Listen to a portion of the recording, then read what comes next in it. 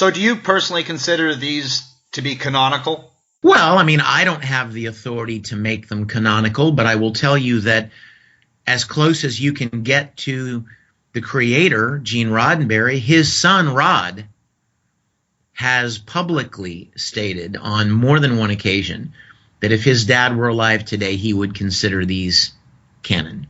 And I will tell you that it has been my desire and intention from the very beginning to honor the original series and to honor the original series spirit and its intent.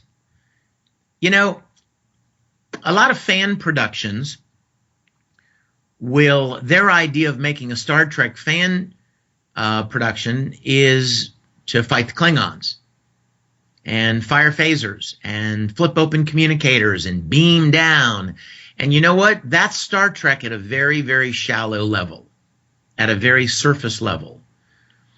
But if you really want to honor and recreate the original spirit of the original series, you need to tell endearing, thought-provoking, powerful stories of ethical questions and moral dilemmas and social questions.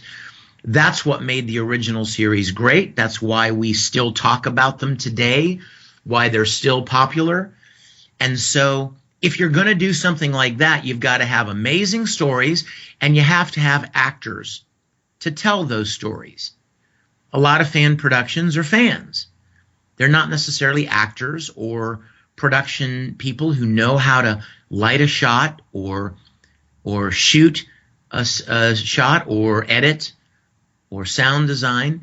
So when I endeavored to start Star Trek Continues, it was my endeavor to bring together people who not only shared a passion and love for classic Star Trek, but also knew what made classic Star Trek so endearing. And that's what we've endeavored to do. Those classic TOS Star Trek episodes were as good as The Twilight Zone. Yes. Or the short stories of Isaac Asimov. Yes. I mean, there are millions of people around the world right now whose lives were changed.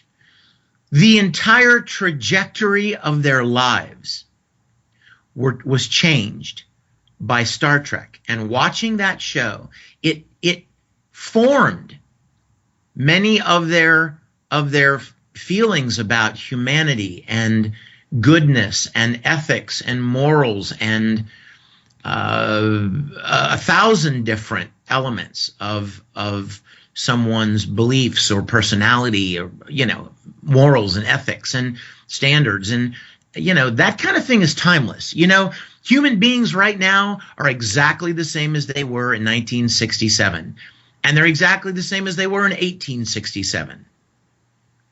People are people, and we struggle with the same questions and the same dilemmas. And that's why Star Trek at 51 years old is as relevant today as it was when it was created. And that's why I think so many people have enjoyed and gravitated toward our series and embraced it in much the same way they did the original. We get hundreds of emails every day in our social media, Russell, from people telling us what episode 4 meant to them, or how much episode 6 spoke to them, or how they've begun to think differently because of episode 2, or how much something that we created impacted them. And that is beyond humbling. That is such a humbling privilege and honor for us